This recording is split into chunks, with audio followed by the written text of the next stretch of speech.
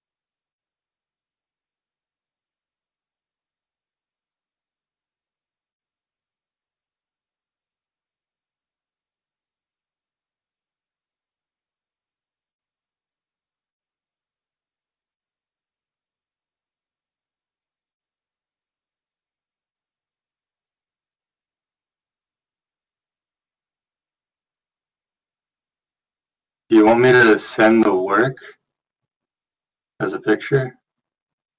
Pardon? Repeat that, please. For the quiz, do you want the work or just the answer? Answer will be sufficient for quizzes, and if it's wrong, I'll give you feedback, of course, and maybe we can resolve what went wrong. Otherwise, if you haven't consulted with anyone else, then you know that you've got the method down pat. Thank you for asking.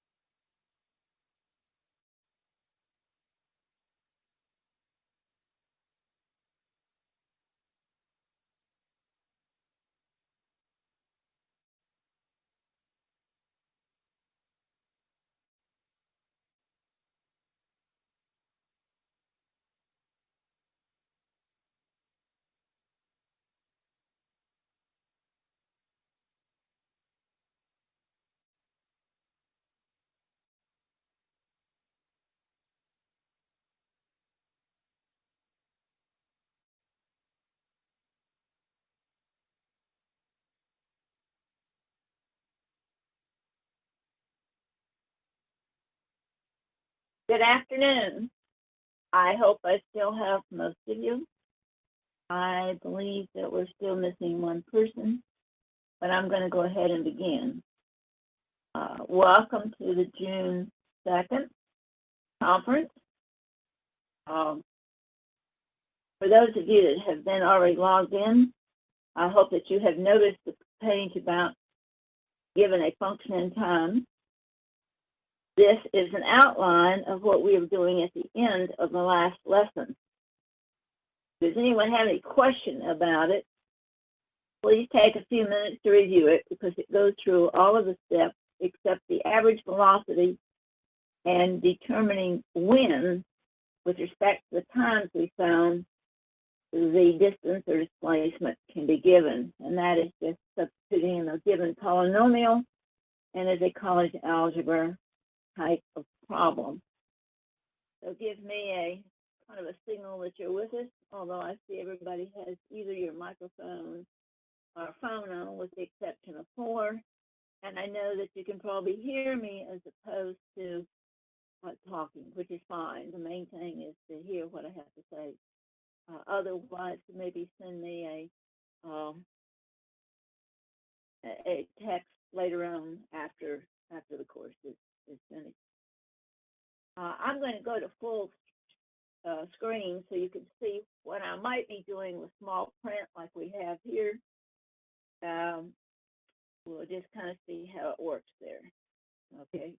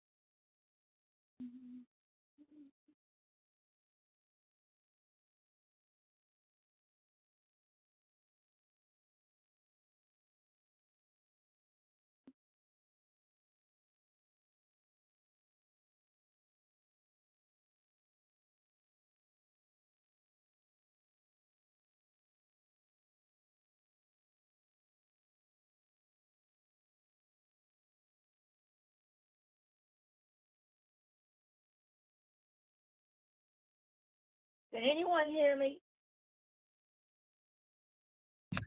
Yes, ma'am. Oh, thank you. I was wondering if you were still there. I know some left to take the quiz, and let me see if they're back yet. Yes, everybody's back. Oh, got one that needs to still log on. I'll wait another few minutes since some people didn't understand. The quiz has to be taken before conference, and I go in the conferences early to kind of get it set up. Is really what I'm doing, and a little bit of practice using it. And apparently the recording issues have been corrected. We recommend that when we take a pause, either for a break, that we turn off recording.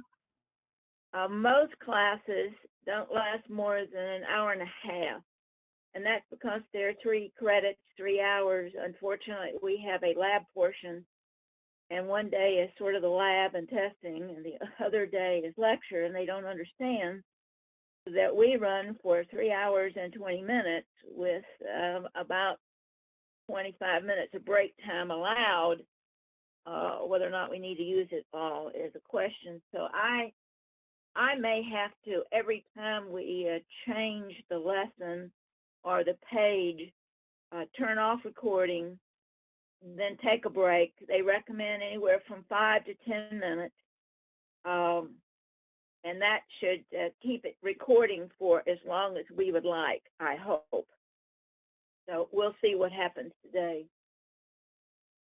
Are there any questions about the wording of this particular page? Anyone have a question about the symbolism or the procedure? Literally, we started with part 2 and went to find instantaneous values, realizing that a function in time for displacement is going to yield instantaneous values unless, at some point in time, we designate 2 times. And then that goes back to the average velocity, which is number 1, which is more a college algebra type of question. Some of you may want to take the function that we use, remember the TQ function, and run through all of these particular problems here and ensure that you get the same answer that we got before. And if you want to go back and find the position, in addition to the time that we found using calculus, that would be fine. If you want to submit it for some homework points, that would be fine as well. And all you have to do is just say, give me the number, and then the actual function, 0, function in whatever time you pick, 2 seconds or so. Don't make it 2 hours, but make it within 10 seconds or so. And then the actual velocity, which can be found actually about the first 1 or 2 pages of Chapter 2's lesson, where we were using graphic interpretation of the function. Some of you may even want to graph the function if you have a graphic calculator, or just graph it on a sheet of graph paper and notice the maximums and minimums and the inflection points, etc. Usually when we're dealing with functions, we are dealing with very small time frames.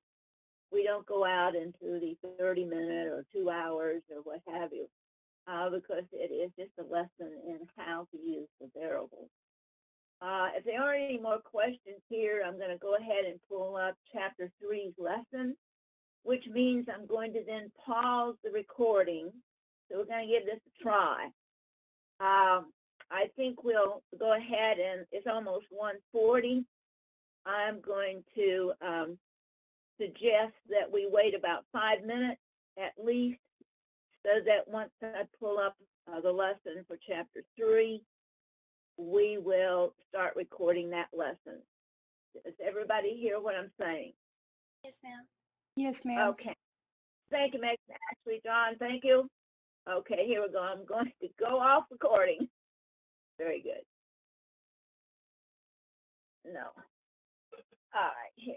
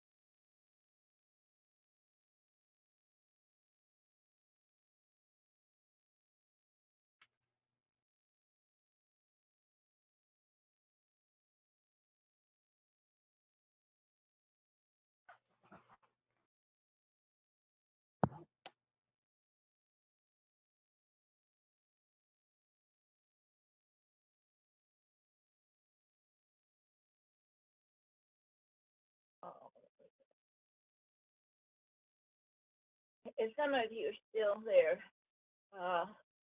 we're not.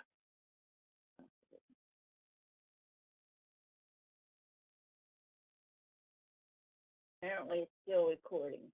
It didn't do what the technician said it would do.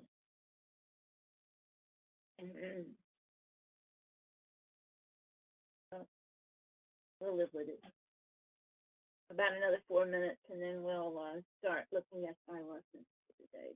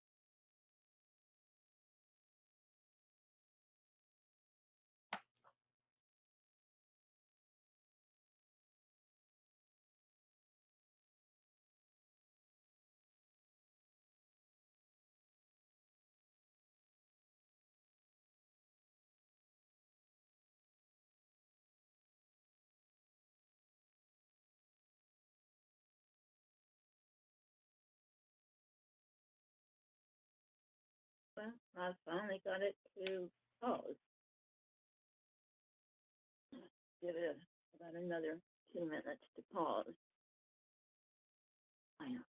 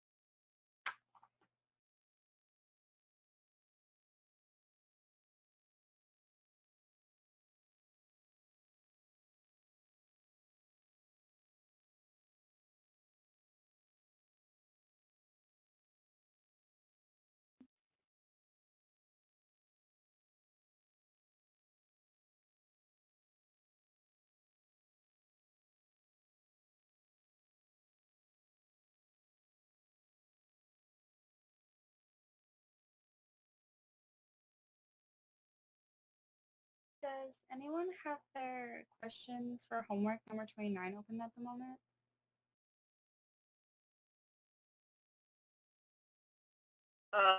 Go ahead and click on calendar, and it should give you the homework assignment for the chapters involved. Go back to the calendar. Yes, ma'am. I just had a question about one of the homework assignments. Okay, we need to do that after class. There'll be usually some time at the end of class where we can take homework questions since it's not due until midnight. Mm-hmm. I know that wasn't true during our last lesson because we were going over a problem, but that was the first chapter. We'll have the first serious chapter homework due tonight. Yes, ma'am. Okay? Yes, ma'am. Okay, good. Thank you. My pleasure. Bye. Questions. All right, we're going to start resume recording now.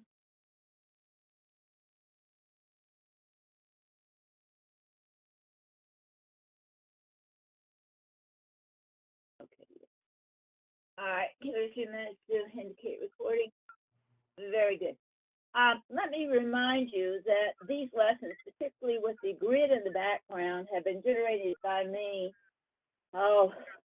in the 1990s, which means they're usually static, very rudimentary based on some of the PowerPoints that are now generated, and really was meant to augment, supplement, or fill in some of the blanks of the Survey text, which was, I believe, the 6th edition at the time, and now we're into the 10th edition, and the 10th edition looks very much like the 6th, 7th, 8th, and 9th editions. So we have basically the same information. The lesson after this is the introduction to Chapter 4. There is not a lesson that covers the first 2 sections of Chapter 4. So I will be releasing you to study the lesson for Chapter 4, Parts 1 and 2, which are generated by Survey's companies in order to at least amplify what's going on in the text. As soon as you have covered sections 1 and 2, you can stop looking at that text-generated Chapter 4, because we'll then get heavily into projectile motion, which is 2-dimensional motion, and we have only been studying 1 dimension at this particular point in time.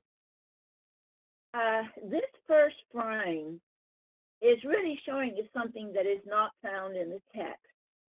We're certainly studying vectors, and of course, a vector is expressing something with respect to a magnitude, and if we had a scale, we can even know what magnitude and draw the vector's length based on scale. And then an arrow which points in the general direction.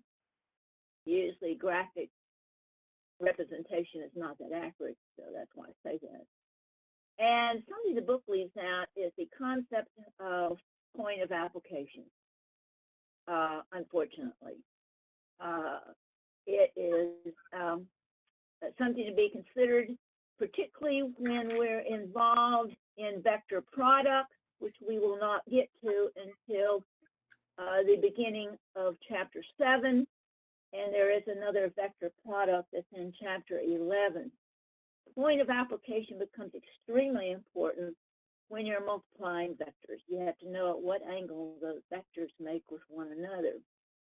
However, representation of a vector begins with some kind of length drawn in the direction based on the Cartesian coordinate system, which means this obviously is a positive x-axis.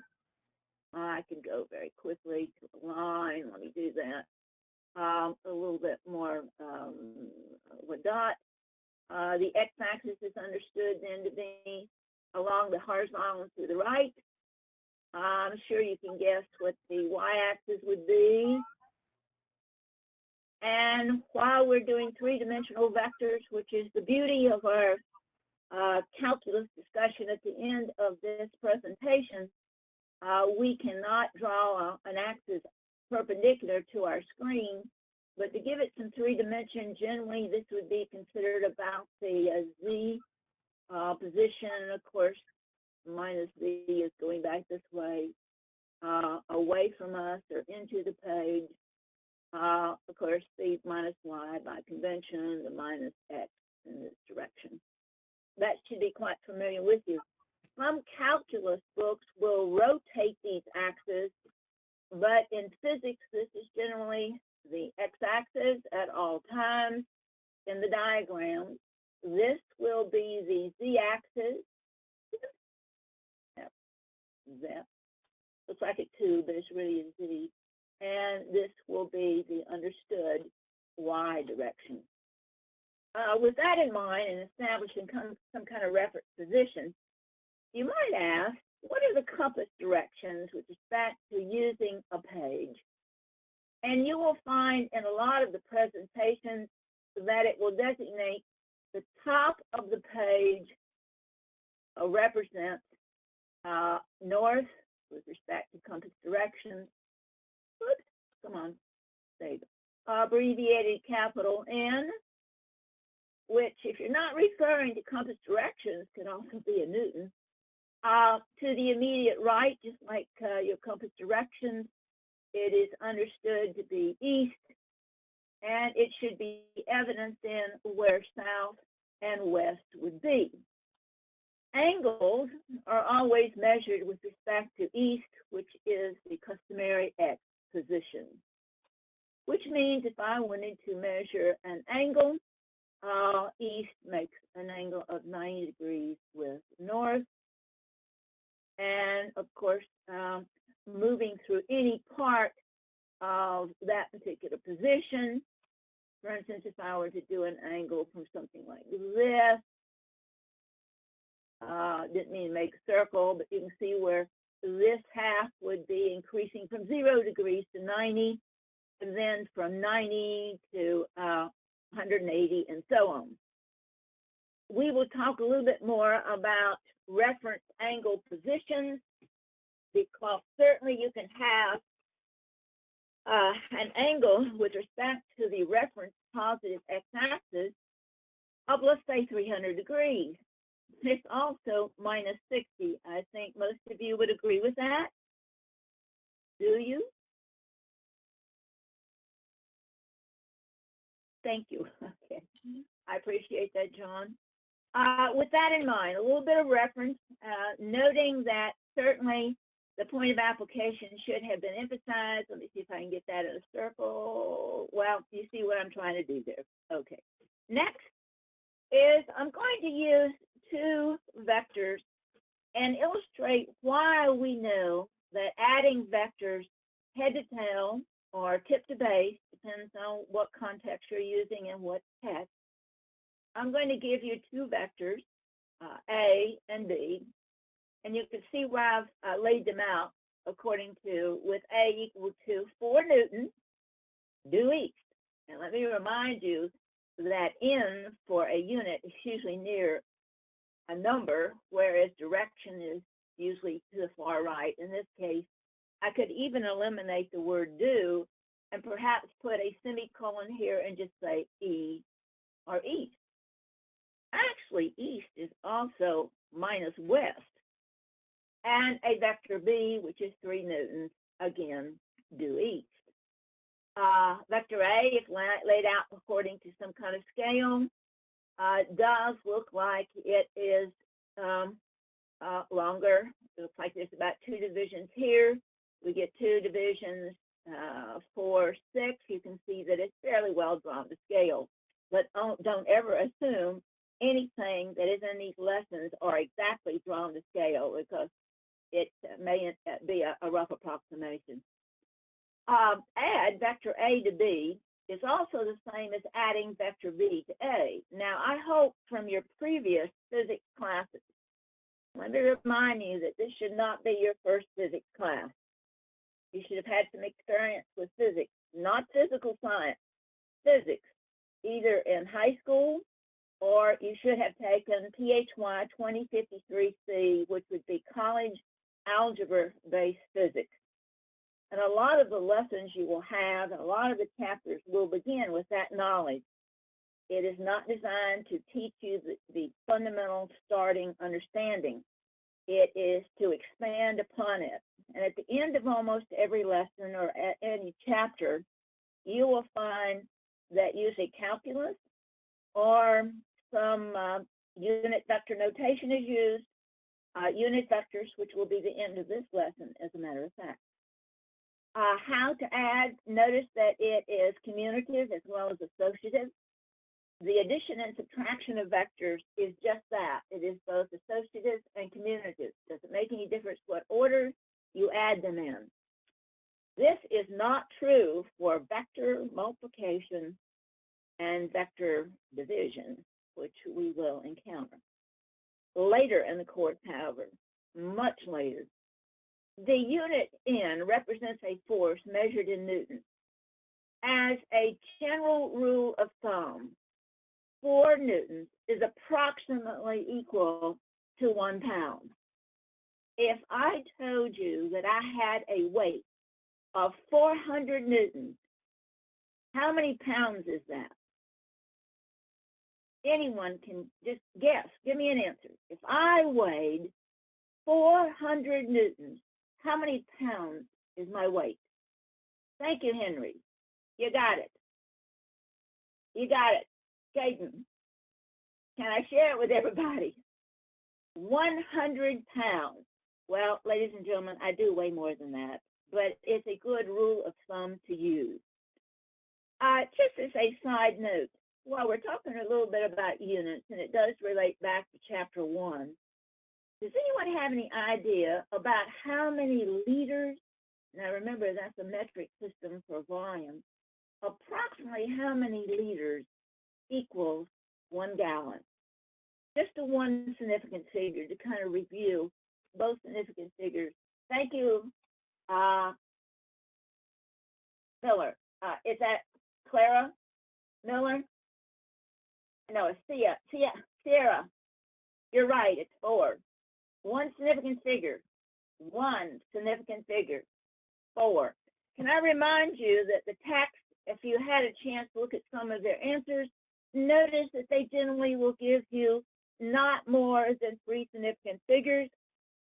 And my testing usually is based on 2 significant figures, but you may include 3 in your quizzes. I will understand. but please don't get beyond about 3 or 4 significant figures in your homework. That is misleading, because if you had to present that, people would realize that you're trying to get more information than the actual problem says. Okay, moving right along. What are we going to do with these? Well, here's the vectors. We're going to take vector A, which we've done, and notice that the point of application of A remains the same. The point of application of B has been placed at the tip of A and extended according to the scales. The resultant vector C, and notice we have A plus B or B plus A equals C, is from the point of application of the first, which was not moved, to the end point after all of the motions have occurred. Now let me just comment a minute about these vectors that were redrawn. Notice that vector A is exactly as it appeared. It hasn't been moved except for the point of application.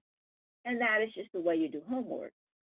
And then notice that 3 has been moved forward, but its length and its direction is still the same length and direction.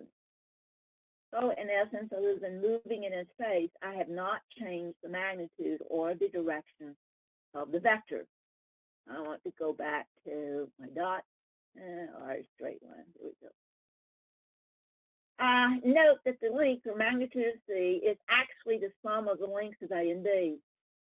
Additionally, since all of them were due east, C must be due east. I think all of you will agree with that.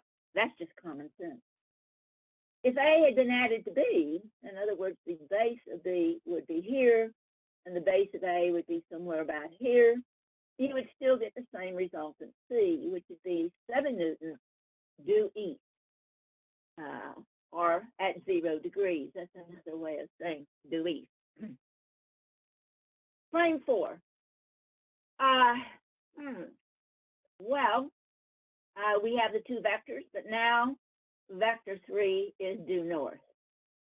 Again, you can add them in any order, but in this case, I hope you realize that the angle between east and north, as emphasized, was 90 degrees. And due to the magnitude or the legs of the triangle, we already know what kind of triangle this is. One side is 3, the other is 4, obviously the same unit. In fact, they have to be the same unit. You can't add them vectorially unless their magnitude and direction is considered. In order to find the resultant, and notice, of course, in the Pythagorean theorem, with respect to magnitude, and these little lines here represent the magnitude considered only, but even if one of them had a minus sign, obviously it would become positive. Notice that we do not have a symbol for angle, so I just use P. And here is the opposite over the adjacent, cosine, and there is a concept called directional cosine, which becomes extremely important because it's the angle with respect to what? Axis or degree, ladies and gentlemen? Why is this function so important? Cosine of P represents what? The projection on what axis? With respect to The hypotenuse. Absolutely. And x, remember, positive x direction is our reference position in the Cartesian coordinate system. And in fact, in 3 dimensions. Sine is convenient at times, but it's less so. If any of you remember some of your laboratory work in Physics 1, when you use the force table, your reference was always 0 degrees. And you could even rotate that force table and have that 0 degrees go 60 degrees in a plane, and you'd still orient yourself so that to the right would be 0 degrees. So you could look at your reference frame and establish where 0 would be and make that then the horizontal to the right. Due to the fact that this is a 3, 4, 5 triangle, and notice that's exactly what it is, we know that C will have 5 newtons of magnitude. It would be east, that means go east, with respect to an angle here. Let me undo some of this notation here so it's not confusing.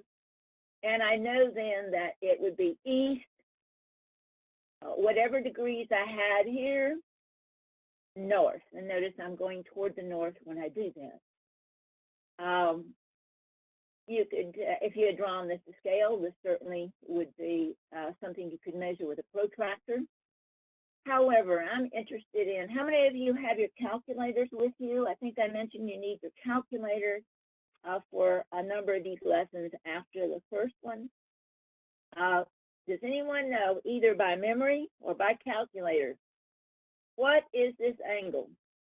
What is this angle?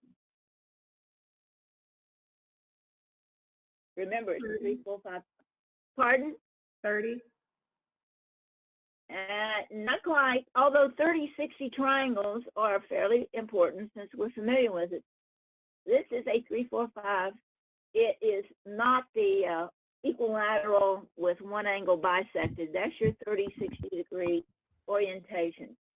How many of you, if obviously B is 3, if you use the directional cosine, you'd want to use 4 divided by 5, actually 0.799, and the arc cosine would give you, what is this angle? Is it 45? No, 45 would have equal legs. Ladies and gentlemen, you may need to go back and review your 3, 4, 5 triangle.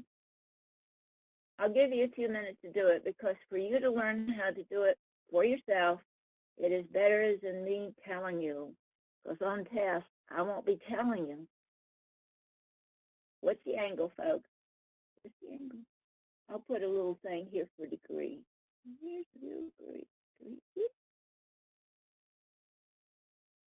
Ah, it's a block. All right, what was the question? What is the angle P? 45? Nope, it's not equal legs. This leg doesn't equal that. Cosine of 3 divided by 5. Take the arc cosine to get the angle. Come on, practice your trig, ladies and gentlemen. I'll give you plenty of time. This is important. Define directions.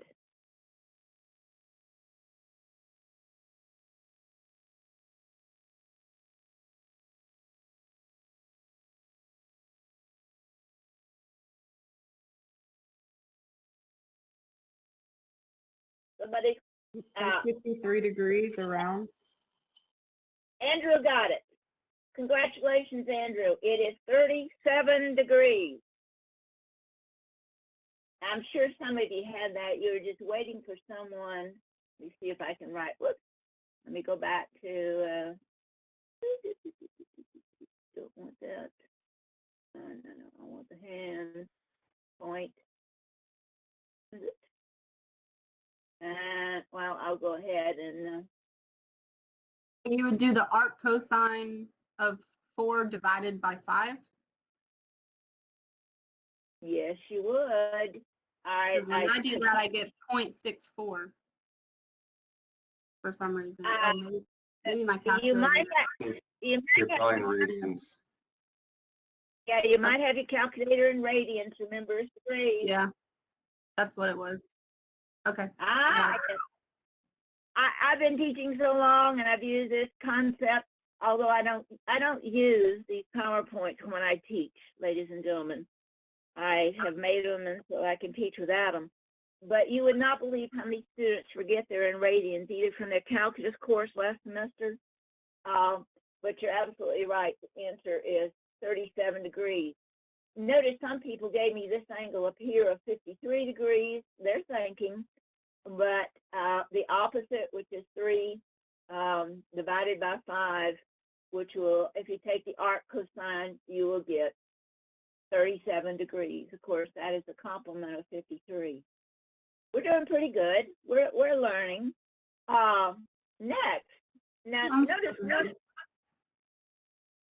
When I'm sorry, when I put it in there, okay, so it's on, my calculator is on scientific and then degree. and Okay, math. let you resolve that. And certainly we'll have time to come back to it. Let's go ahead and finish with our lesson here.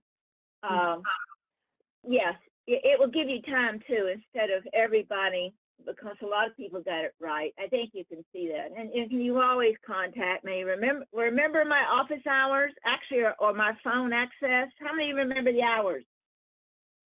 You got to remember, I'm an older person. I am confined to home. I have people buying groceries for me, although apparently it's getting safer out there. What were my hours? How many of you remember I have my phone access, particularly with regard to text, is what hours to what? That's it, except for Tuesday and Thursday when I'm in class, but you can still text when I'm in the other class, folks. You can even text, particularly if you're on microphone instead of phone, during class. I'll try to get back to you, but I will warn you. Last Friday, my phone kind of died, so I have a new phone. It's an LG 8. It's working much better. It holds a charge better. So I'm in better shape to deal with things that I wasn't by Friday. So if you sent me anything, say Thursday afternoon through Saturday, I have not been able to get to it yet. So be patient. My phone's not going to go out every weekend. It better not. He's absolutely correct, 10 to 10, except Sundays. And I'm really preparing or shoring up my lessons for the week. And Tuesday and Thursdays while I'm in class, excuse me, and when I'm in my night class, which is usually from about 5:15 to somewhere close to 9:15. So I'm still available a little later on Tuesday and Thursday evenings. The best way to get me is to text. My phone will tell me it's a text. I'll get back with you as soon as I can, providing my phone is operating correctly. As soon as I can look at your answers to quiz 1, which is not that important, it's an administrative quiz, and look at your first homework in chapter 1, which again is not that important, although there is one question problem on your first test from chapter 1. I assure you that it relates to something that we went over in class, so I have verbalized it. I don't worry about your grading until you get a message from me saying that grading has been complete. So don't panic, folks. Most of you know you got the quiz absolutely correct or close to it. It's only worth 3 points. I, by custom, usually have more than 50 points of quiz when I teach. It's usually the beginning of every class except test days and some lab days. It is not unusual for me to have 60 or 70 quiz points. And does anybody remember the maximum number of points that you can be earned? Now, you may have earned 80 points, but you only get how many? Somebody remember that?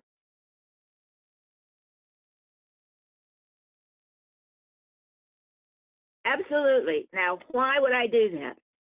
Because I know there's extenuating circumstances that keeps my students from attending class or coming online. I mean, my phone died, and if you were using it, of course, that was Friday, while picking up on lessons here through conference, like I have to do until we figure out what's going on with this computer. I understand that. It means that you're an adult. You may have responsibilities for a child or an elderly parent. There is a way of managing all of that. In fact, I even suggested that after all the grades are in, if you missed, of course, you'll have a 0.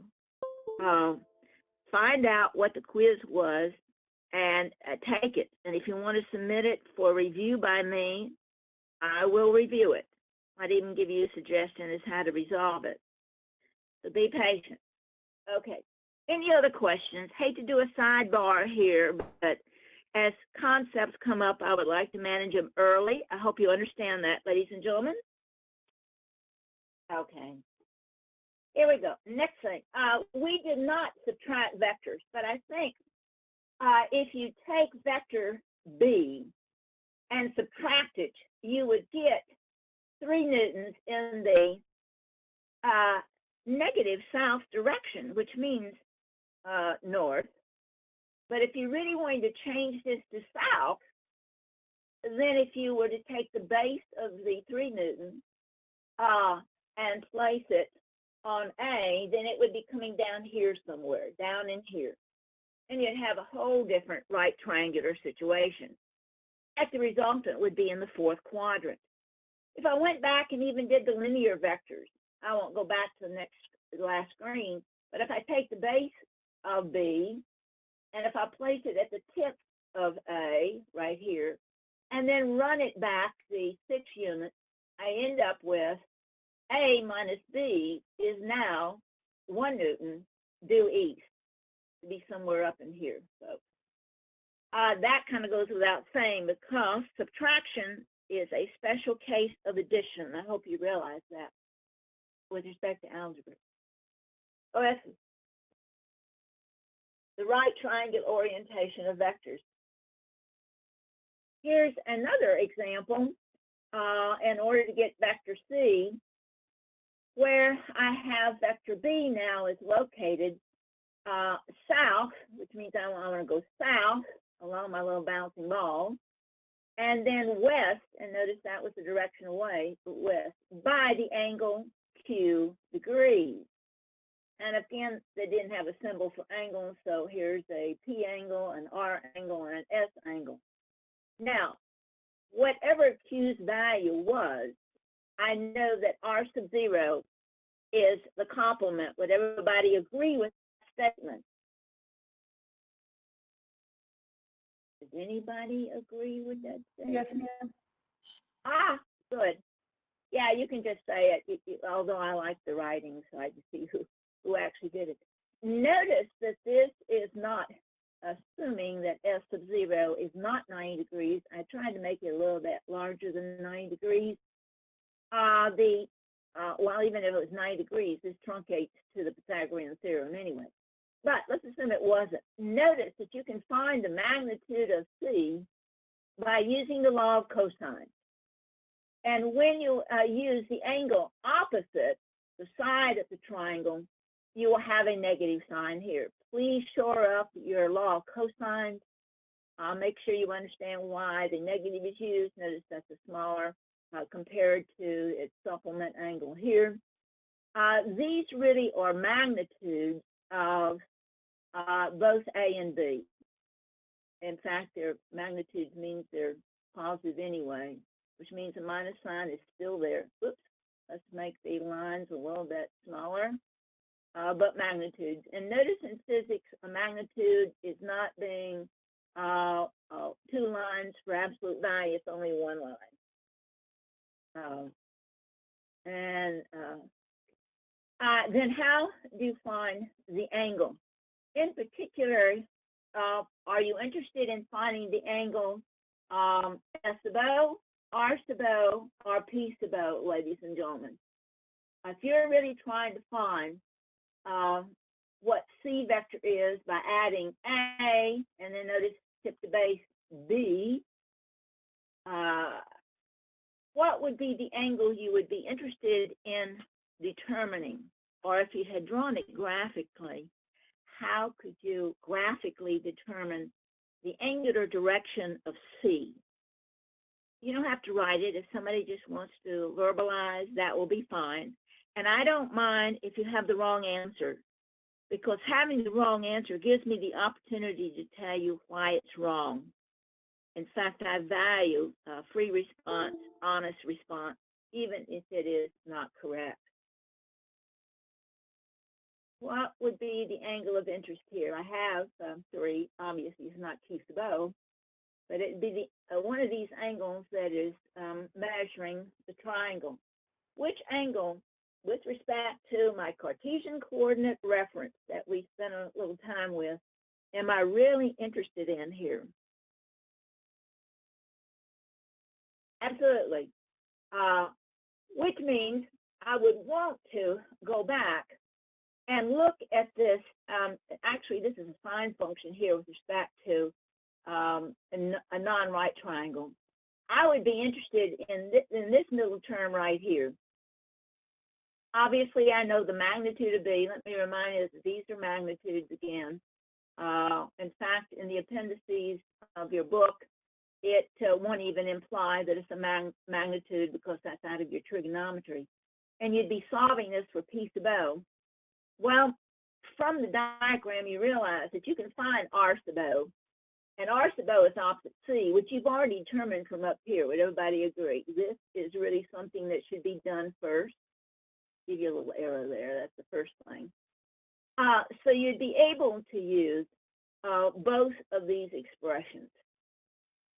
We will not be concerned with any other angle other than the angle that it makes with the x-axis. Now, I know in trigonometry, a lot of times you find the angle opposite the side. That's trig. We're doing the Cartesian coordinate system, and here's our reference position. So the gentleman that gave me P is absolutely correct. Now, one way of describing P other than the angle that it makes with the x-axis, and notice that that angle would be 0, you could say that you want to go east so many degrees south. And of course, you'd have the angle at this point. If you were graphing, that kind of makes sense. Again, a lot of the references to how angles are measured, etc. And in fact, you'll get some of this practice in your homework. Anybody remember when the homework for this lesson is due? A good rule of thumb is, a good rule of thumb, which may not be 100%, is that all homework is due on Tuesday by midnight. And the reason for that is if you work during the week, you'll have the weekend to do homework. If you work during the weekend, you have the week to do your homework. So it is consideration for adult responsibilities. We do have to kind of work to eat. Notice the magnitude and the direction of vector C can be determined using a scale given and a protractor. We didn't do that, and that's not a viable way of doing problems. However, in any kind of multiple choice test, you may use that technique because I do not dictate the technique you need to use to solve problems. The law of cosines with the law of sines, or 3, using the components of A and the components of B, the next frame deals with vector components. Ladies and gentlemen, vector components is what is used by engineers. So we're about to enter the concept of what we call unit vector notation. There is evidence that the faculty and students kind of came up with this idea, which is really adding linear vectors in the x direction, adding linear vectors in the y direction, and adding linear vectors in the z direction, and then producing an x, y, and z component for each of those directions. That idea came out of Georgia Tech, believe it or not, although when they presented it at a conference and everybody started using, in fact, people in Europe, and they track it back to the late 1800s. I'm not quite sure exactly where it started, but once it got started, the engineers really jumped on it. So let's go ahead and jump on it ourselves. Here we go. Here's another vector that is kind of in space, and notice here's my x-axis, y-axis, and I notice that the point of application is not the origin. A lot of times it won't be the origin. In fact, a lot of times you may even want to move back to the origin.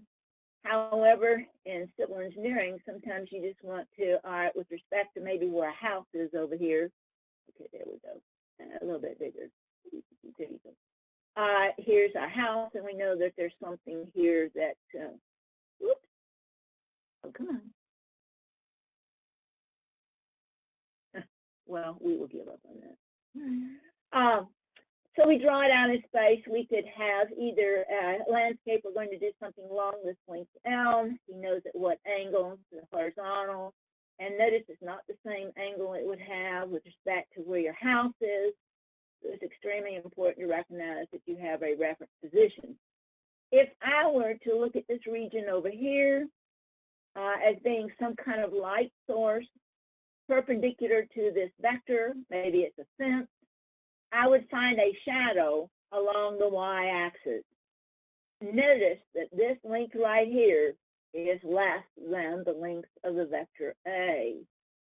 I could also have a light source up here somewhere shining perpendicular to my fence, and I would find a shadow along some x-axis. This tells me that if I know the angle and these two components, the x component, okay, and it would be a vector because it's like the shadow of the arrow of the vector itself. It looks like a shadow. There you go.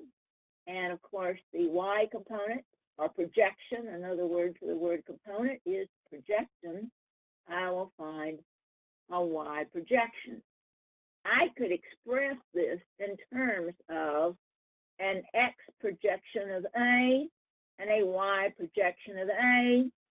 Quite honestly, if I knew these two values, I'm really dealing with the Pythagorean theorem again. Would everybody agree?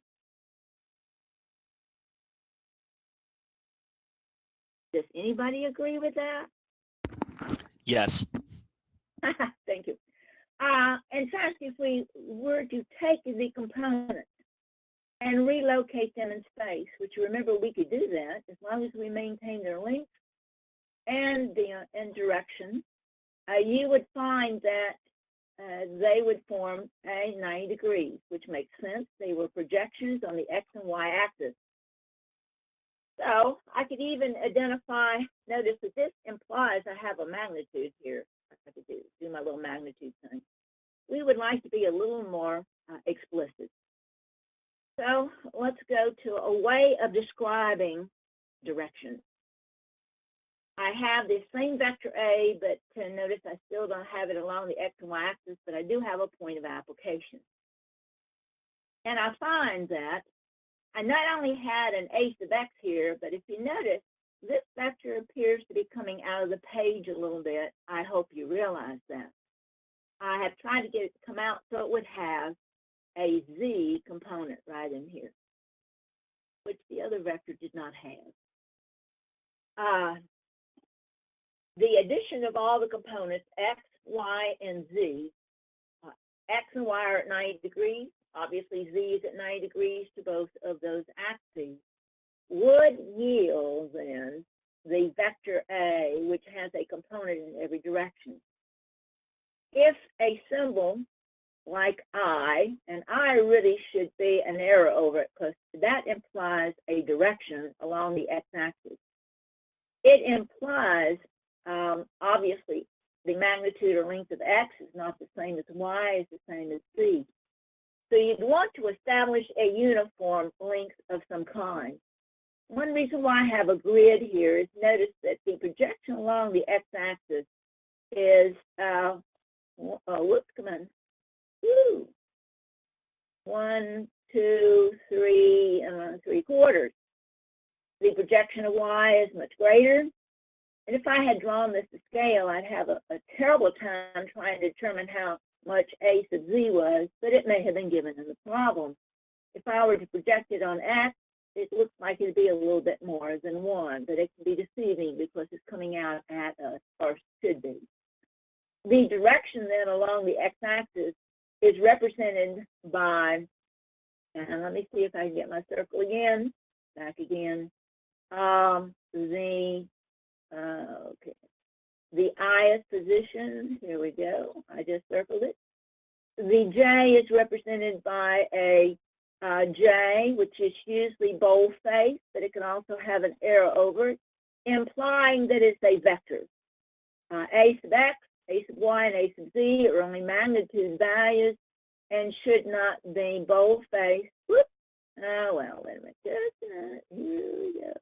There you go. So IJK really should have maybe a little arrow over it. Come on. Please stop. I'll leave the tip of the arrow off. Well, that's cute, but it should be straight line. And if some of you have looked over into Chapter 3, where it begins to talk about unit vector notation, is what we're doing. I don't know if any of you are currently taking Calculus 3. Anybody taking Calculus 3 by any chance? Anyone taking Calculus 3? Anybody want to volunteer? Well, for years, we have tried to get unit vector notation into a Calculus 2 course, which all of you should have either taken and completed with a high C or better, or be currently enrolled in Calculus 2. If you are not currently enrolled in Calculus 2, or if you have not completed Calculus 2, you lack the or prerequisite to this course.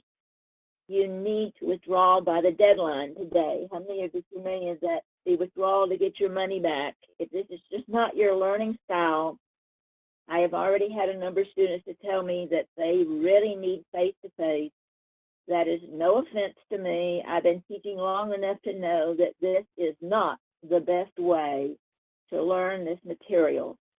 I'm the first and probably the oldest faculty member to admit that. Going a little bit further, the magnitude of A then, let's go to it. Vector A and vector B, to find A plus B, add linear components. And notice I have given the components of A as the 1.75i. Okay, if I were to project A along the x-axis here, 1.75, it's really, it's 175. It's 2 blocks to 1. There's about where it is. And it may be coming out at you, but its projection or shadow would be at that point. The J that should be about 7 blocks. I haven't measured, but that's 7 blocks there. And A, and notice I said that this looks like it's about a little less than 2 blocks. So the drawing is intended to give you a 3-dimensional projection, so that if I were to project this vector back on the IS and the JS and the Z. Now, one way to look at that is go with your directions. Notice that I have B has a value of, and that's my green vector, and I want to add these 2 vectors, and you'll see what I have here. In this case, the X certainly is in the negative direction. It looks like it would be about 1. The J looks like it would be about 1.5, somewhere in there. And there was no Z, which can happen. This vector in green is in the plane of this page. When I add these without using unit vector notation, it is almost impossible to see where these vectors would be. If you were standing in space and had your right hand indicate A, looking in a mirror where right is really left, you might picture what the 2 would be if you added maybe a stick to the end of vector A that represented B, and then measure it from the Cartesian coordinate origin. But it's a little difficult to do that during testing. People might think that you're kind of weird if you've got your hands and your pencil in your hand. But, as I mentioned with respect to Georgia Tech, they realized that I cannot add any part of the IS vector to the J direction or the K. Why? Why can I not add this J to that I? 5.25. I would get a magnitude. They are in respect to different axes. Sierra, you're absolutely correct. You cannot, these axes, I and J, are at 90 degrees to one another. remember what I said a component was? It was a projection on that axis. And 1.75 is on the x-axis. 3.50 is on the y-axis. Its projection on the y-axis is a dot at the origin. How many of you can agree with that? Say yes or write yes. I've got to have multiple responses here, folks. Come on, bring them in, bring them in. Now, don't type yes if you don't believe. In a similar fashion when you're responding, ladies and gentlemen, if I take K and try to project it on X, its projection would be a dot at the origin. That doesn't add to the 1.75. And then what direction would you give it? What is the direction of a dot? I hope somebody knows it's 0. Somebody want to say 0? Ah, thank you, Sarah. I said none. You're right. Well, with that in mind, I know that since I had 2 vectors in the ith direction, which is where I started this lesson today, I hope some of you thought the start of the lesson was a little simplistic. But here's why I wanted it to be simplistic. When I took vector A and added, in this case, the negative of B, all I had to do was add the magnitude. I hope everybody is shaking their head now, because you're awful quiet today, ladies and gentlemen, but that's okay as long as you understand it. With that in mind, you realize that the projection of the addition is 0.75i, which means its displacement for the vector A plus B is somewhere, its projection is 0.75i, which is right here. Its projection on the J, which is 3.5 plus 1.5, would be about 5 units. Let's see, 1, 2, 3, 4, 5, somewhere along there. When I added them, now notice that's more than B and more than A, but it should be bigger than the J components of both A and B. And of course, the projection would be the K vector itself, since the second vector did not influence. And of course, it would then be about 71% of my 2-block distance. Easier to do. Now that I have the I, J, and K values, how can I find the magnitude of A plus B? Using the concept of unit vector notation, we'll go to the next. Getting the values in, adding A to B, and notice I have, well, actually now I have the subtraction of B, and notice that I change all of the signs of B, and I get a different answer. That was what I meant by adding the negative of B. Okay, so I have 2 solutions, one where B was added, the other where B was subtracted. There's the kind of the subtraction concept right there. Next, now, how can I find the magnitude? Here we go. We had when we, all right, here's an example of how you can use unit vector notation. If A has the following value, and if B's magnitude is 1.8 meters, then, and notice I have find vector C such that A plus C equals 5 times the magnitude, but it has a direction in the K direction. And I do have the arrows now marking over the vector quantity. Notice that is considered the magnitude. We'll go back and solve this for C. In fact, I'm going to go to a large screen, folks. And when I go to a large screen, I do not see your typed in comments. So being verbal will help at this time. So let me go to full screen. Well, yes, it did include the C. Can everyone see the full screen? Please verbalize. Yes. Good. And I want to get the minus C in this thing. A little reminder here of what's happening. One reason why I use a grid is so you can see how magnitude would look on my scale as per our previous discussion. And of course, B is coming out of the page there. Let me remind you, it's not in the second quadrant. What you want to do is you want to solve this vector equation. Let me see if it almost included the whole thing. So that you're isolating C. Move C maybe to the right-hand side. The 5 absolute value of B times K to the left. That is just one way. You can move the -5 over here. Would everybody agree? Somebody want to say something? Why can I move A to the right-hand side and use -A? Okay, this is how vectors are added. Does it make any difference how I add vectors, ladies and gentlemen? Remember the associative and distributive law of vector addition or subtraction, the special case of a negative vector. Does it make any difference? Can I answer that for everybody? Have I lost everybody? I have no idea. Okay. Well, that's part of today's lesson.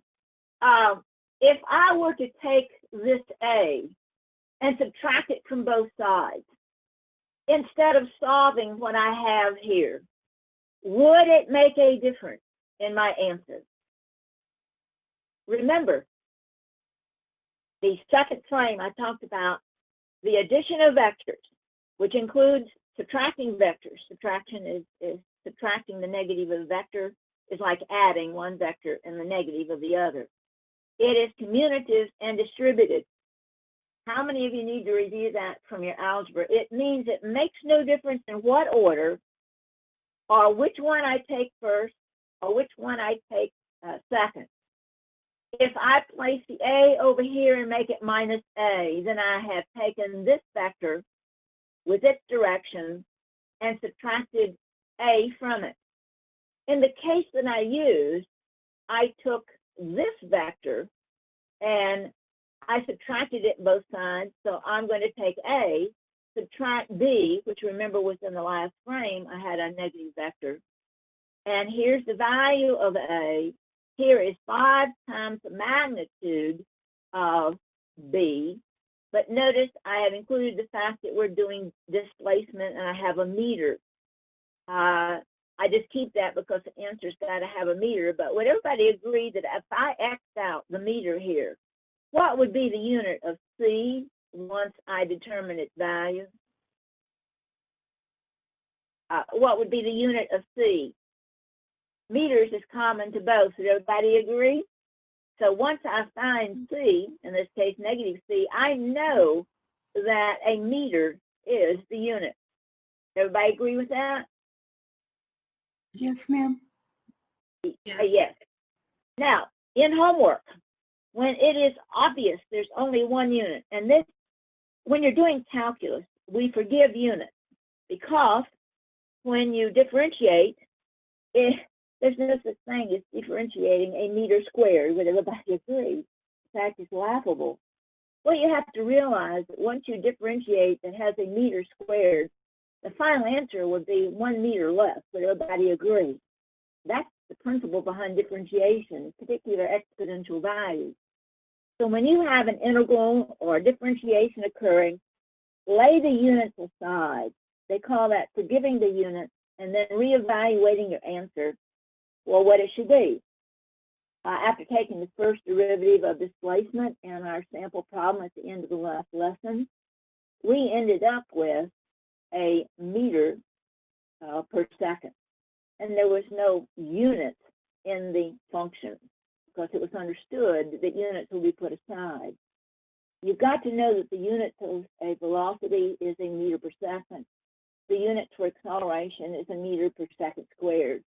In other words, you've got to rely a little bit on your pre-physics knowledge in order to know why and how your answers will appear the way they do. Well, what we did here is we added all the i's. Well, wait a minute. There's not just one. There's only one I in that whole expression. So we bring the I down. The JS, bring it down. But I can add these vectors and I end up with a minus 8.293. Wait a minute, DeBerry. there are 4 significant figures here. What did I say about going a little beyond 3? Whoops. 3, 3. If you literally use the rules of significant figures, this is the least decimal accuracy. So you really should get rid of the 3 here. Would everyone agree? Yes? No? Maybe? So do you take every calculation you make and put it to the same significant figures, not just like Yeah, at the end of the problem? yeah, absolutely. This obviously is 3 significant figures. That's another rule of thumb, 3 significant figures. Try not to round off. Well, don't include more than 3 or 4 figures regardless, except, don't use zeros as decimal place markers. That's not a significant figure. To keep you out of trouble with respect to making correct selections in multiple choice. But just using this concept right here, you recognize that 2 of the 3 are 3 significant figures. Since this is a 3, with impunity, you could just eliminate it. If it were 5 or higher, and it depends on whether or not you round off to an even if it's 5. If it's 6, I'd round that off to an 8.30. Now, in my opinion, you can leave it as 8.3. You don't need to put the 0 in. That's time consuming. Okay, at least kind of how to manage it. So we'll just kind of eliminate that. And then C ends up, notice I changed the sign in order to get my explicit expression in C. And notice I not only have a magnitude, I have direction, something like that. I also have a direction. In my little, there you go. Magnitude, direction, magnitude, direction. It's sort of given, although it is not in Chapter 3. I think they use an example one time. They don't discuss it. That's one reason why this lesson is built the way it is. It is found in the appendices, and I forgot which one, A something. Notice that this looks very much like the Pythagorean theorem, and the reason is your IJK unit vector directions are all at 90 degrees. So if you were to pick on 2, it would be a right triangular trigonometry in that particular plane. Pick on another 2, and in that plane. It is, and of course then, let me see if I can move that up. Can't move that up. I'm going to go to the next frame.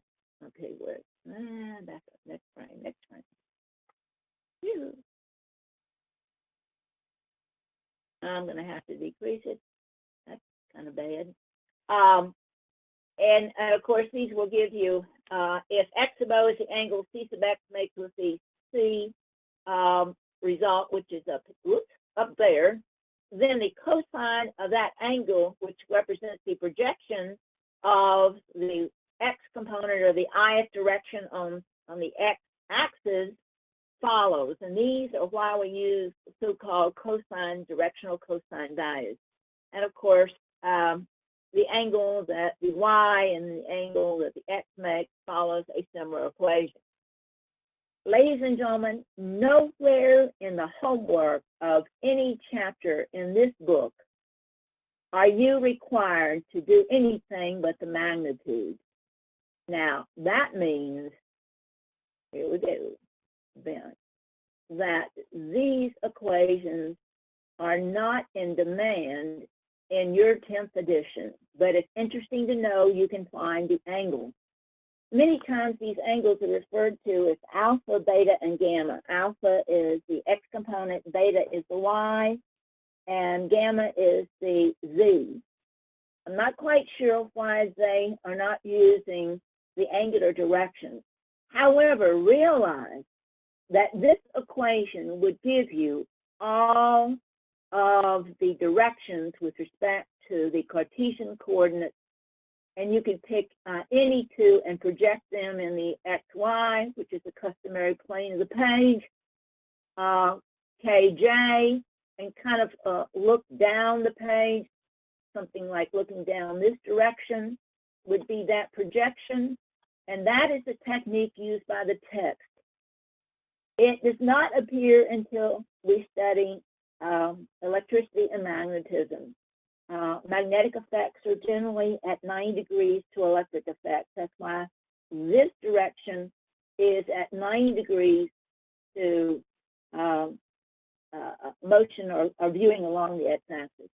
So concentrate on just, I'm going to put it in red, ladies and gentlemen. Where's my red? Concentrate on this answer right here.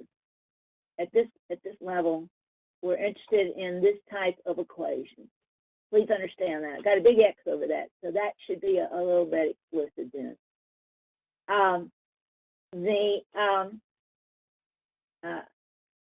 That should conclude the lesson. Let me see if I don't think I have any more frames. No, I don't. Back one, good, and then forward one. Yeah. At this point, ladies and gentlemen, due to the fact that the Chapter 4 lesson that I have created is not available, and it's not that essential either. I'm going to go ahead and release you to study the text information for Chapter 4. It will go over, let me see if I can find, excuse me, I'm going to find some blank space here. Let me go back to the cover page or the first frame and kind of talk to you a little bit about what they are doing. All right, I'm going to clean that up. It's already been recorded. But Chapter 4, zap. The first part of Chapter 4 actually uses the principle of IJK by, if you recall, if I allow, from our previous discussion, if I allow the initial time, t, I'll make a t out of that. There you go.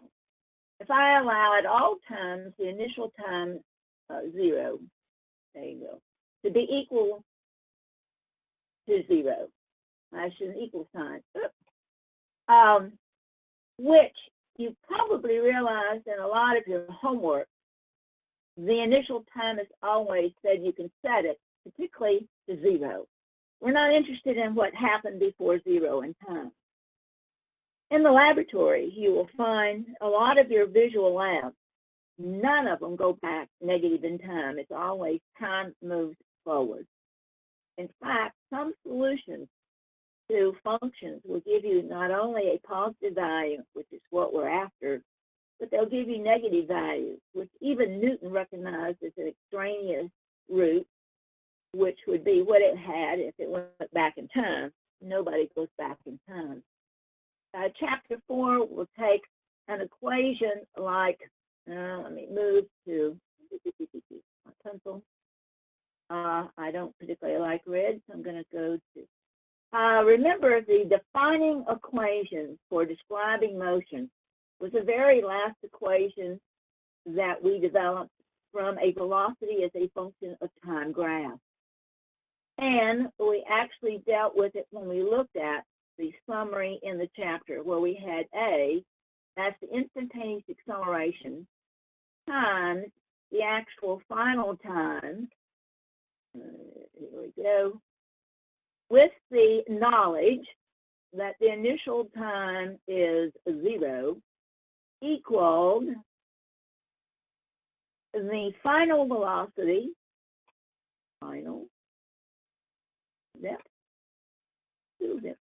minus the initial velocity. And don't ever assume that the initial velocity is 0 unless the problem explicitly states, that the object was at rest, and then you may know that the initial velocity is 0. There is a homework problem where if you make that assumption, you will get the wrong answer. What the first part of Chapter 4 does is explain that this acceleration, as well as these velocities, are all vector quantities. time is not. Which means this acceleration here, this acceleration would be a resultant acceleration and could be expressed, it is a vector, so we'll do something like that. It's really equal to an A, could be equal to an A sub x with respect to an I. And there's your unit vector notation. I won't put an arrow over it because this was a magnitude. Well, let me put an arrow over it because A sub x is a magnitude. This is a vector. Plus, and this is the foundation in the beginning of chapter 4, we'll have an A sub y. Well, I'm doing pretty good. I practice this, but I wouldn't guarantee that any given day. This is a J. It is the vector direction plus A sub z. That's your magnitude K. Let me see if I can do a quick K here. Zip.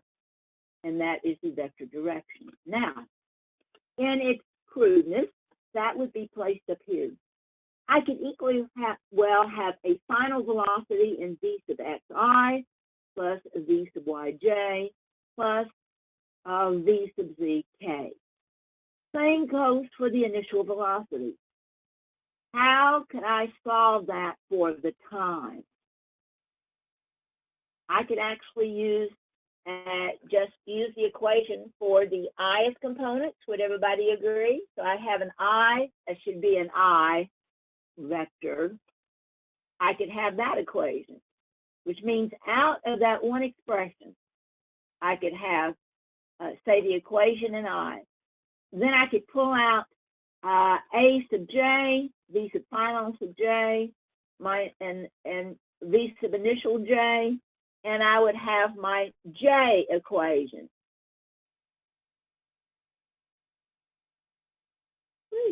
Okay. All right. And if the problem only asks for the I or J component, we might be finished. But sometimes, just out of curiosity, you may want to go to your third equation. Now, I don't know if any of you have had linear transformations. I don't know if any of you are math majors. But the course linear transformations really deals with where you can get more than one equation out of a function like we see first described. And I'll mark that. In other words, we were given this equation, and after using what each of these motion variables meant, we realized that A here really equals all three directions. Now, one may have a 0 for K. We dealt with that.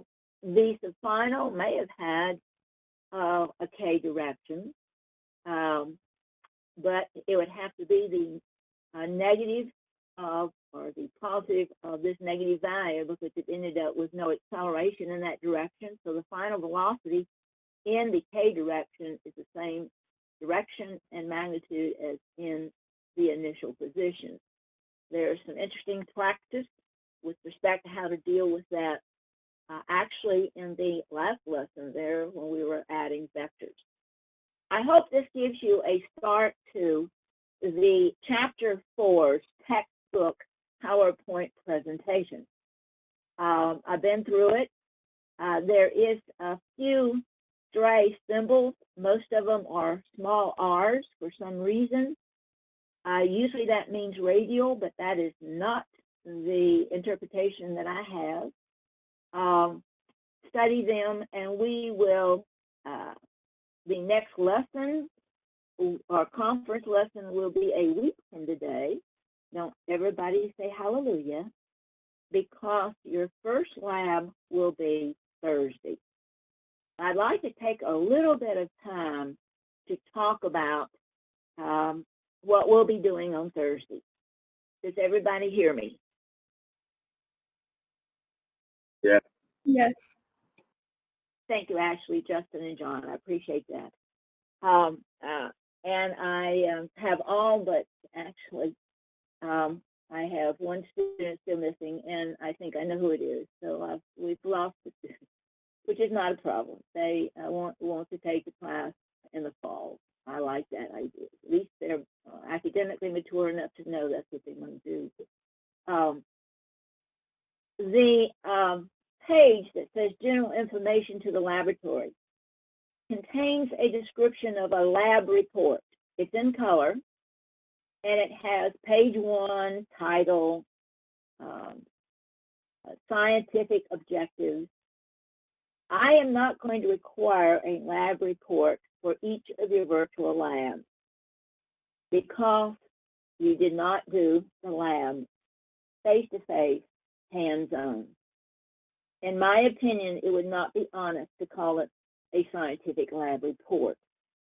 However, in my regular classes, I only require 2 lab reports, and you can do more, and you're issued a higher grade of the report. And physics majors generally write up about 2/3 of them to get the experience. What I'm going to ask that you do is the 7 virtual labs that I have selected. Actually, I've selected an 8. In case you just were not pleased with the virtual lab assigned, if one just appears to be more like a game than trying to learn the cause effect between variables. And I understand if you've done any video gaming, it's going to look like a video game. Forgive them. That's just the starting of virtual labs. Try to treat it as a cause-effect laboratory, which means if you have, say, a minimum of 2 vectors, you want to try to control one vector and change the other. Then, if you're allowed to change the second, keep it constant and then change the first. In fact, many of the virtual labs that I assign will have a part 1, 2, 3, and I think one has 4 parts. And I've mentioned that only do parts 1 and 2 or do parts 1 and 3.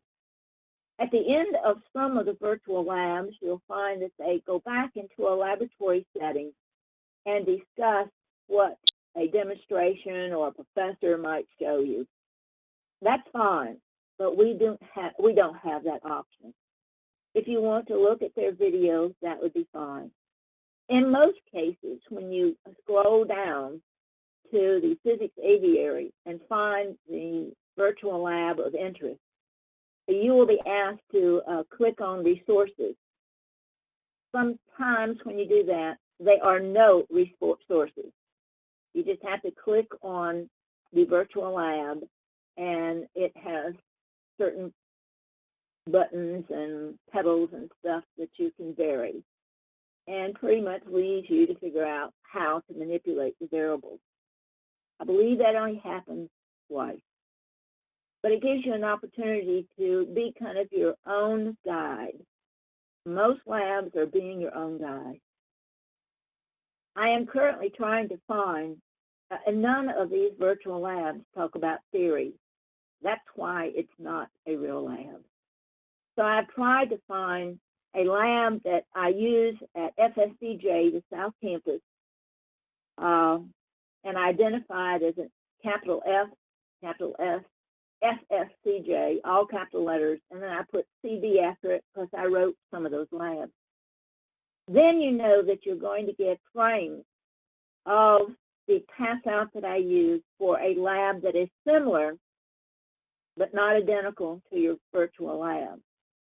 So if you're a physics major or an engineer major, particularly maybe the first lab deals with the determination of acceleration. If you want to go into traffic control, the use of radar for identifying speeds and whatever, that has the application in your first virtual lab. But feel free then to go back to the general information page in color and realize there are 3 aspects of a lab analysis. And it's the lab, virtual lab, I want you to analyze it. It will tell you that there are 3 components of lab analyses. One is to establish a data table. And if you've got two variables, you know you're going to have two columns. In most cases in physics, you're going to have three columns, and one will probably be time. Some of you would have had experience in general physics. If you have, you might want to go back and think about what those data tables look like. In this first virtual lab, you will find that I have a reference to an FSCJ lab that was called Average and Instantaneous Velocity. If you are a little bit confused about what data table to use for the first virtual lab, please go back and look at this FSCJ CD, Average and Instantaneous Velocity Lab. I have about 7 pages of it. You don't have to look at every page. They're separated. But look at the theory presented. They're not responsible for the theory, but go toward the end of these labs and you'll find data tables with respect to the measurements made in that lab. The FSCJ reference lab does instantaneous velocity first. That is not part of the virtual lab. What you want to do is go to part 2, which is calculating average velocity.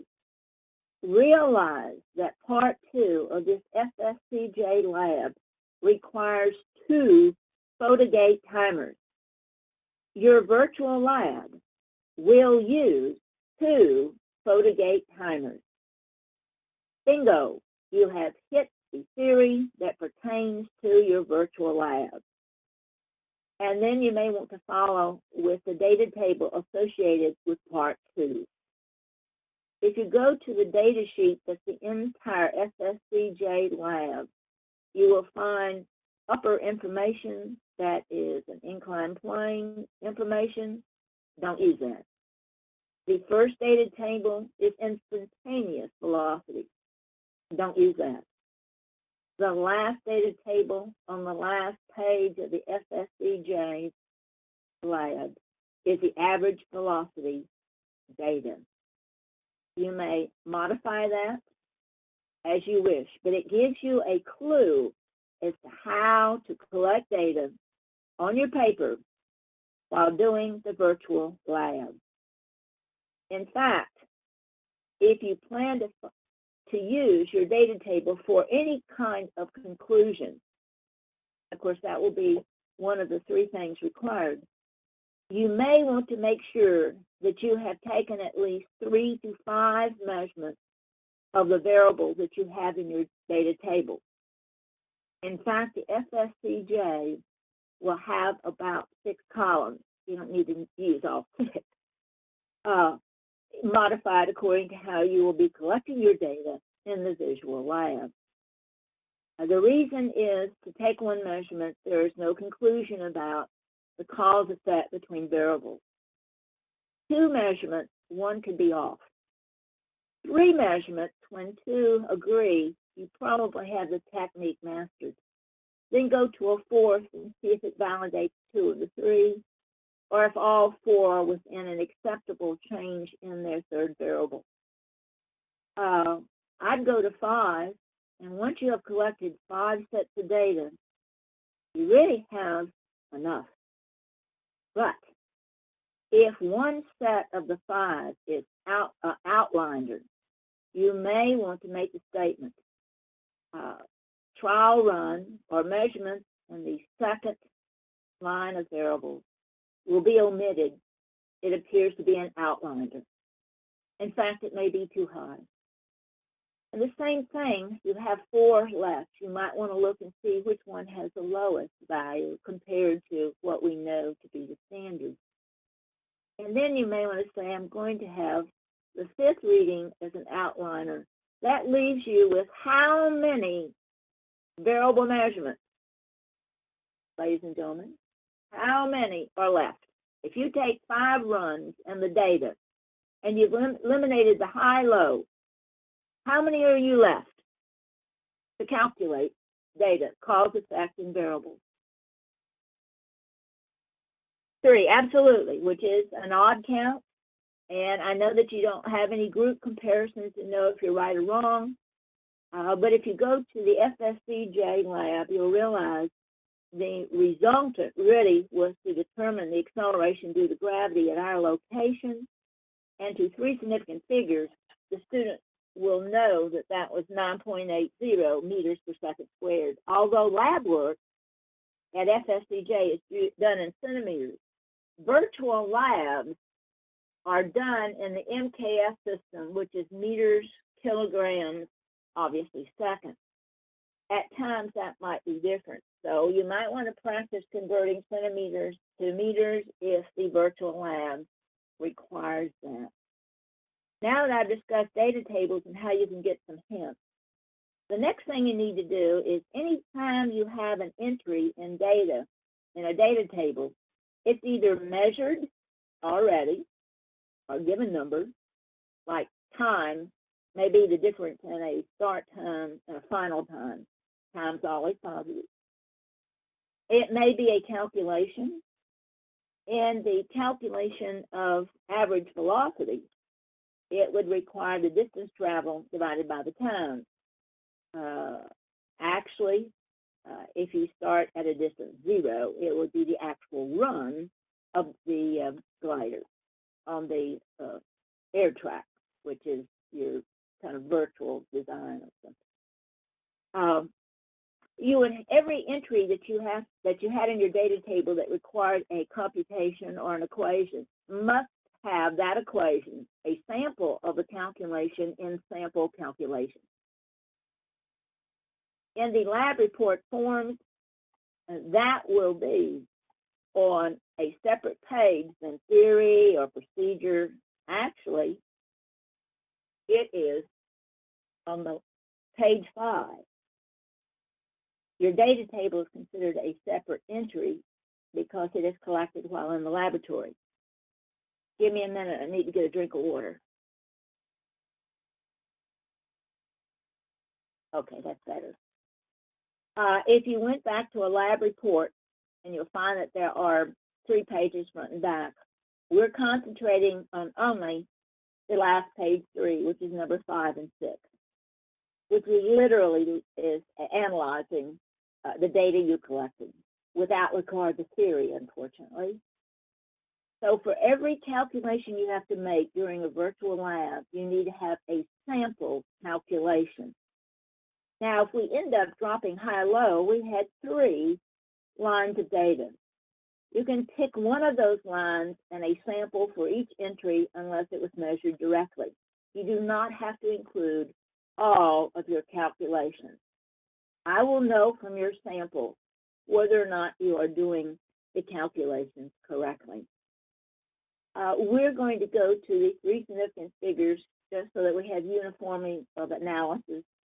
Please don't give me answers like 3.987257779. It's a waste of our time. 3 significant figures will do. Then, after you have done the virtual lab, taken 5 runs, got a data table organized, sample calculations that help fill in the data table.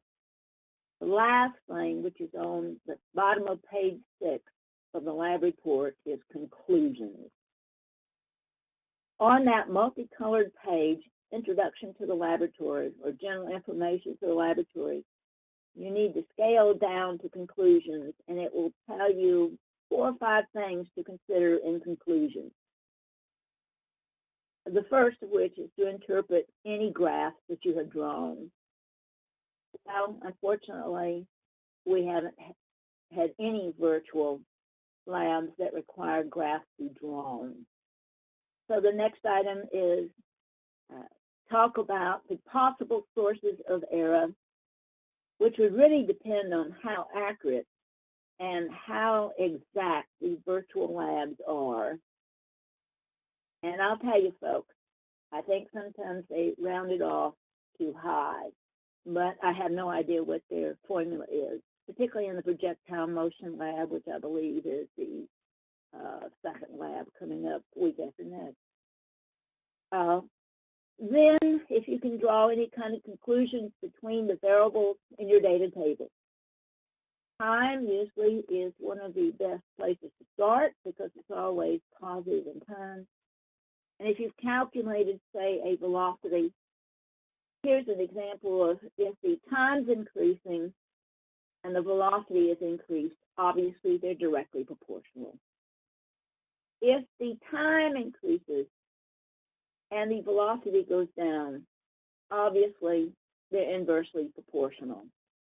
You might say that as time increases, the velocity decreases. That's fine. You can verbalize it if you'd like. Draw any other kind of conclusions that you can. And again, when we go back to the possible sources of error, you might even discuss how that particular virtual lab might be improved if you've got some ideas. So I'm really looking at about 4 aspects of a conclusion. Please don't tell me something that was a result of your educational goals. A scientific report does not include whether or not you liked the lab, whether or not you learned a lot from the lab. That is misplaced. That is a comment that does not belong in a scientific, you might say, lab analysis. If you would like to include a section on comments, observations, or questions you have about the virtual lab, please submit them separate from your lab analysis. I will attempt to answer any questions you have. However, they are not that valuable in the scientific world. I hope that this kind of gives you some enlightenment as to how you can earn your 10 from a virtual lab. Now, ladies and gentlemen, I'm going to admit this is going to be the first virtual lab that I have used for any kind of learning. We're all kind of learning it together, including me. The 10 points of the virtual lab, I think will be 4 points will be conclusion, and then it depends on how large a data table and how many sample calculations needed would be the remaining 6 points. So try to find 4 things that you can place in your conclusion. If there is one virtual lab that just did not go well for you, let me remind you I have an 8th virtual lab that you may want to go to. I don't have it open yet. I'll even tell you what the topic is. It's momentum. Momentum is related to your first lab and to the Newton's Law lab, because Newton's Law came out of the conservation of momentum.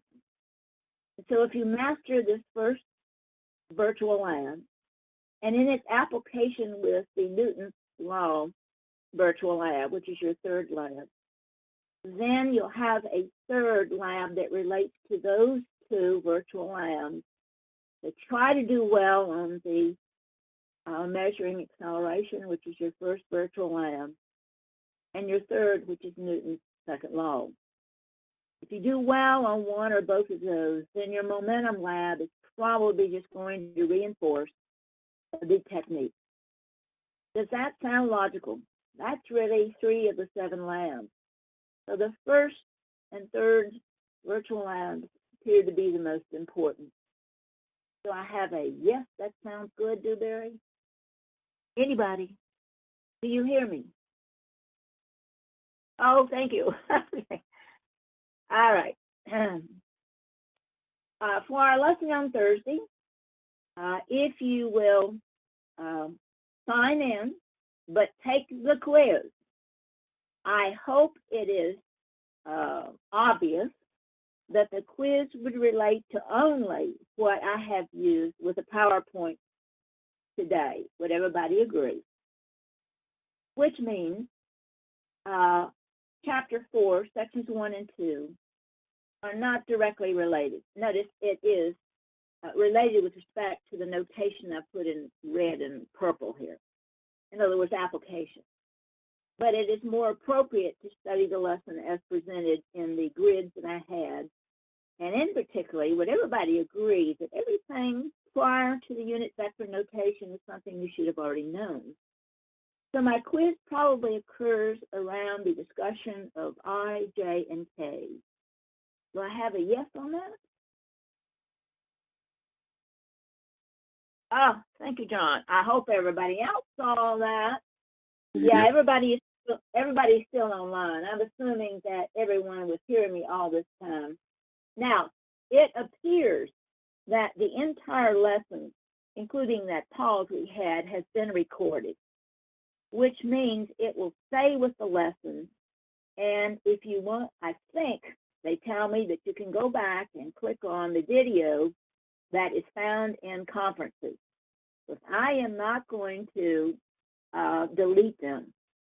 You may want to come back and study the last part of Chapter 3 in preparation for your quiz, and look at homework that looks very much like using the unit vector notation IJK. Then after the quiz, I'm still going to be in a conference room because I can see I can not only hear you, but I can see your questions.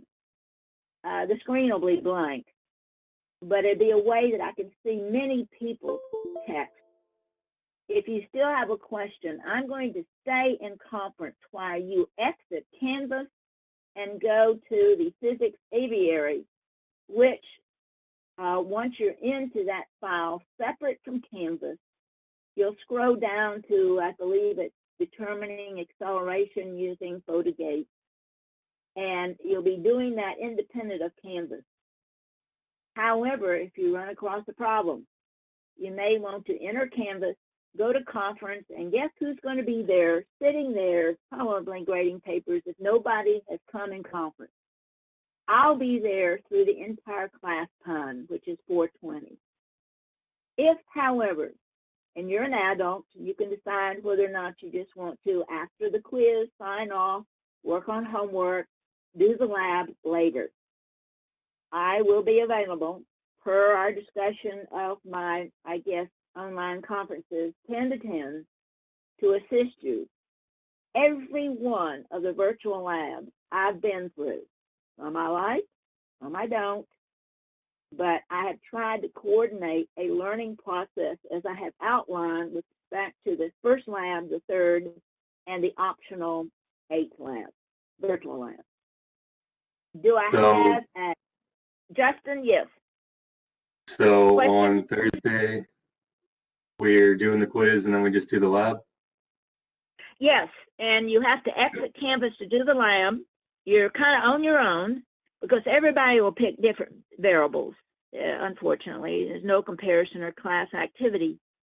And if I don't mind if you do the virtual lab any day, even the afternoon that it's going to be due the day of virtual lab number 2, which I believe is a week later. I'd have to check the calendar.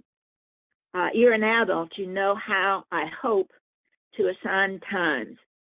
The first virtual lab, if you've used Photogate timers before, you'd be familiar with the procedure and what it means and how it's measuring it. But if you have never used a Photogate timer, it may take you longer to work on the first virtual lab than any of the others. I would suggest give yourself about 3 hours. The labs in this course, by state mandate, should be about 2 hours long. Then the additional hour assigned should be data analysis. If you find, and actually this first virtual lab is extremely important, you may even spend more time because you know the technique of that first lab is going to be used in another virtual lab and an optional one if you elect to do it in place of one of the 7. Did everybody hear that? You've got some options here, but you've got to be able to master the first virtual lab. Yes. Do I have an okay on that? Okay.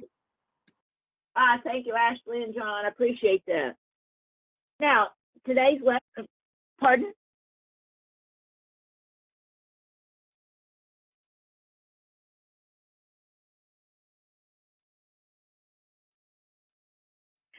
Yes, make sure that the lab analysis contains 3 sections: sample calculation, data table complete, and your data table may not look like everybody's, but it should include something that you should include something that you can make conclusions about, cause, effect of the variables. Look at the title. It says determining acceleration. Look at the theory that I've furnished. The fact that the technique of two photogate timers from the FSCJ lab material tells you you will be calculating average velocity only. Oh my gosh, I think I just gave away a conclusion. Oh well, I was being honest when I answered that. How many of you caught that? That's it. That's really one of the end objectives of the first virtual lab, and I slipped and I gave it away. But I don't mind. If I needed to slip in order to explain something, this is my first teaching of virtual labs included. I'm going to slip up. Everybody agree with that? I am going to give away things. I don't mind. I want to see how many of you are listening. Pardon? Pardon? I said that works for me. I agree, but we're both learning.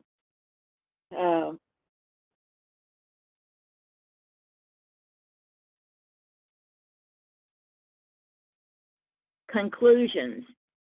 Remember, there are about 4 parts of the conclusion. Conclusions are always worth 4 points out of 10. Do your best. Some parts of the conclusion is things like, what are the possible sources of error in doing this kind of virtual lab? An example of that is perhaps response time. When you want to shut something down, you realize it's still moving, which means it usually should move in less than 1/10 of a second, but sometimes it doesn't. Another kind of conclusion is this virtual lab appears to be more like a game than really a laboratory, and I tried to avoid that. Of course, that will be your opinion. In a scientific paper, you really need to stick with the facts.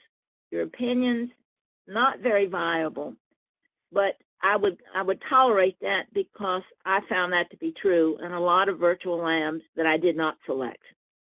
No cause effect there, just can you hit the target type thing. Do we have any other questions? Yeah, pardon? Oh, yes. Thank you, John. John, I don't know if you were audio taping or videotaping this today. John? Okay, until I know whether or not this recording button is doing what it's supposed to do, and it gives me red when it's being recorded, and it appears that I have about 110 minutes recorded, almost the whole 2 hours that we've been talking. We might want to coordinate the two and see which one. Well, you could use either one of them, I imagine. I am prepared at this time to close the conference.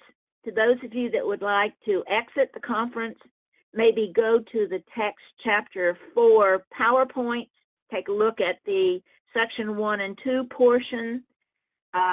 It's based on the purple equation thing that I did and the linear transformations going from 1 equation to 3 with isolated directions of I, J, K. Might want to work on a little homework, or if you would like to go ahead and look at that virtual lab. In fact, you can always do virtual labs ahead of time or introduce yourself to them. That is really your decision, and you can make that decision.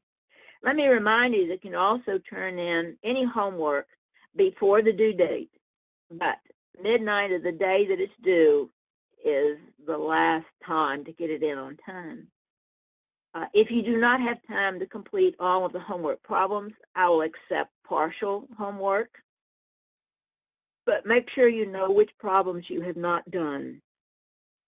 If you have time on the next assignment to include them at the end of the lesson, tell me what chapter and the problems, and I will review them, but not for credit. I'll review them with regard to comments that I need to make in order to get you on the right track. I am going to stay on conference until 4:20. However, if you would like to leave at this time, and I already have two that have left, I will not make comments about tests or quizzes because the entire group needs to hear that. Other than that, if you want to go out of Canvas and then come back to conference, I'll be sitting here, ladies and gentlemen. So I'll say good evening, and I probably see you virtually by texting or something like that. Have a nice day. Have a nice night. Thank you. Okay, you're welcome. Thank you, Ashley. Bye. Thank you, Don. Thank you, everybody.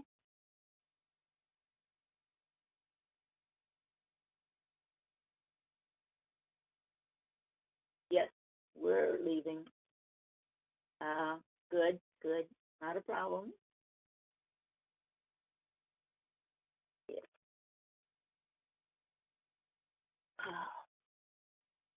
I enjoyed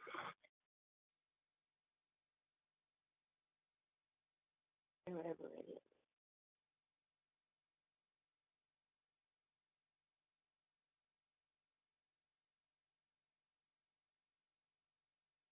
Oh.